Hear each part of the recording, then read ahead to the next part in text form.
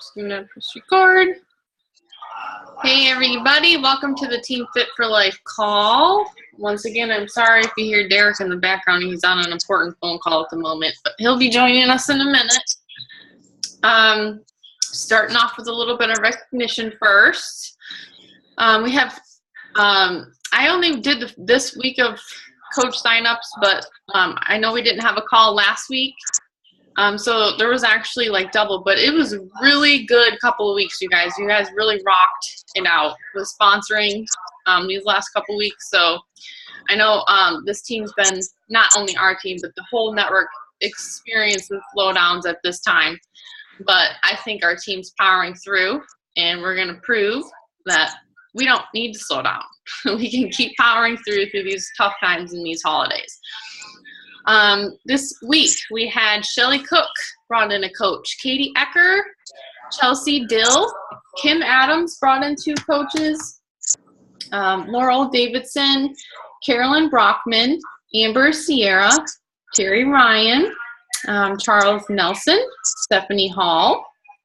I brought in 1, Stacy Stolfach brought in 2, Jennifer Holt brought in 2, Marissa Sundberg, Christy Weinkoop, Holly Getting, Kelly Greenhill, Corinne Burnside brought in 2 coaches, and Allison Erlenbush. So I am the top recruiters for the week happen to be Shelly Cook's coaches, Jennifer Holt and Stacy Sofa. So that just proves that Shelly is doing the work to lead her team in the right direction and sign up coaches. And she's doing something right because her team is starting to show their leadership. So that's really awesome. Success Club 10 so far, we have Allison, Shelly, and me. And then Success Club 5, Stacy Sofa, Jackie McGuire, and Terry Ryan. And we have lots of people that are close to Success Club. So just keep powering through. And keep doing your follow-ups and offer the free gift if you need to, whatever it takes. Sign up a family member. So I've been doing to do that a long time ago. I've signed up family members just to get Success Club. So all of us do it. So you're not beneath yourself. Couple of announcements. We have some new apparel in the Team Beachbody shop. Wear and share can be really, really awesome. You know, it can help get people talking. I'm actually going to put you on gallery view here. Get people talking and ask you about the products, and you can start some really good conversations out and about with Wear and Share. And I just want to make sure you guys listen to the National Wake Up Call. I know all of you guys on the screen right now, I know you guys listen to it every week because you guys are doing what you need to do to build this business. Anybody that's watching the recording of this that happened to miss that call, it was great. She talked about creating discipline and accountability and how everybody hits bumps in the road and it's normal and you are not alone and you just have to dive into that personal development, get over yourself, just do whatever you need to do to get through it, and you will come out a better person on the other side. So I think there wasn't too much of announcements this week in the office at all. So I'm just going to quickly turn it over to Catherine. Do you know how to share your screen? First, you gotta, there you go. Yeah, I think so.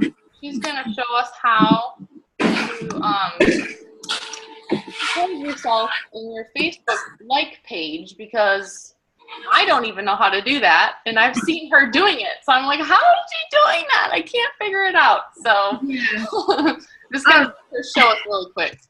Yeah, first, just so you guys know, like if you share your stuff from your like page, it doesn't really drive that much attention to your like page unless they actually click on it. So it is much better to tag yourself. It gets seen more, and like the stuff that I tag myself in, it gets seen like astronomically, like it's crazy. So right, it gets seen way more when you tag, which is why this is going to be really, really good tip for people to do. Okay. Yeah, because I've seen so many coaches on this team just sharing their posts from their like page onto their personal page. I'm like, no, I'm like, you can't do that because Facebook doesn't let anybody see it that way. So, I mean, you might get 2 people that actually sees the post. Can you guys see it now? Yep, we can see your screen. Okay, so let's go here.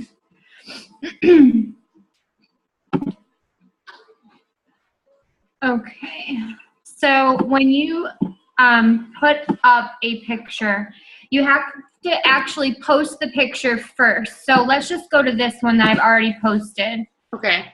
Up in the address bar, you're just going to click there and you're going to copy it. So I just hit Control-C, or you can old school it and click copy that way.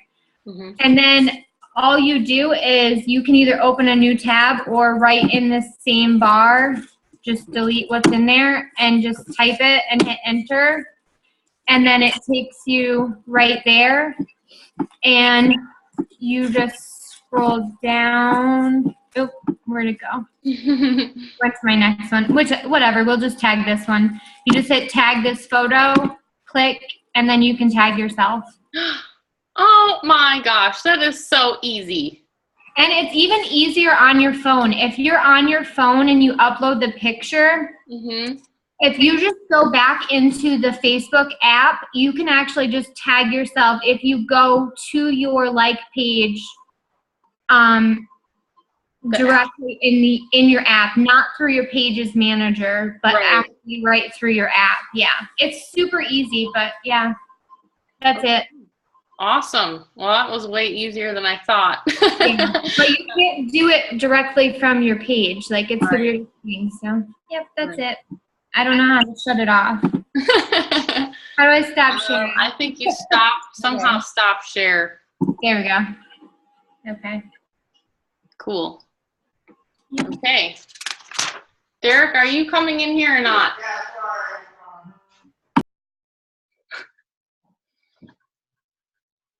Right now, sorry. Oh my gosh. Hey, everybody. Here, you can have the seat. All right. Am I up? Yes. Sweet. All right. Okay, bear with me here 1 second. We only have 1 chair in the office. Yeah, we got to fix that. Boo. Yeah. So, okay. So I'm just talking about those couple things we talked about, right? Yeah. Okay. I just want to fire him up. All Fire right. him up. Well, let's go. Come on, guys. We got a business to build. Okay. Couple things. I was listening to some great speakers this weekend, and they said a couple things that really hit home with me, okay? One of the things that I want to point out is this. Is like leadership in general, the concept of leadership, it is not an act of like coronation. It's not someone declares, oh, well, okay, you're a leader. Donna, you're a leader. Bonnie, you're a leader. It doesn't work that way. People don't declare you to be a leader. What happens is leadership truly is a choice. It is, and we choose it every day. You don't have to wait till you have a group of hundreds or even dozens. You put on one person, you're a leader. And there's a quote, I'm going to read this. I wrote this down by John Quincy Adams. I've heard a lot of quotes, and I've never heard this, which surprises me because it's a really good one. John Quincy Adams said, if your actions inspire others to dream more, learn more, do more, and become more, you are a leader. That's what a leader is. And I'm like, you know what? That is a great definition of a leader. So one more time, if your actions inspire others to dream more, learn more, do more, and become more, you are a leader. And you know what? You can choose that right now. When you wake up in the morning, you can make the choice to be a leader. Who am I going to inspire to dream more, to do more, to learn more, to become more today? And you know how we inspire them? Not by preaching at them, not by giving them a fancy speech. We inspire them by our actions. That's how we inspire them. You know, the old saying, the old adage, actions speak louder than words. That's absolutely true. People aren't dumb. You know, they see your actions. So you can inspire, by your actions, you can inspire someone like, I need to dream bigger. I need to become more. And look at her, or look at him. So my challenge to you is really, when you wake up, you have to make that conscious choice. You got to think about it. Say, I'm going to be a leader today. The actions I do today is I got to inspire at least one person to dream bigger, to become more, to do more, to learn more, whatever. And if you do that every day and you choose leadership every day, those other things that come along with leadership, such as having huge organizations, thus huge incomes, and all those other things, will merely be side effects. But it's not going to happen by accident. You're not going to wake up and be like, holy cow, I'm a leader. I got 800 people in my group. Wow, what do I do? I'm a leader. You have to choose it every day consciously. And then when that happens, you'll be like, it's about time I have 800 people in my group, because I've been choosing to be a leader every day. I've been doing the things. So it's not, success is not going to take you by surprise. And the only other point I wanted to make is, we always talk about goals, always. And it's overstated a lot of times, actually. But I heard a very successful and a very wealthy man say something, and he was talking about goals in a way that I never really heard before. And what he said was,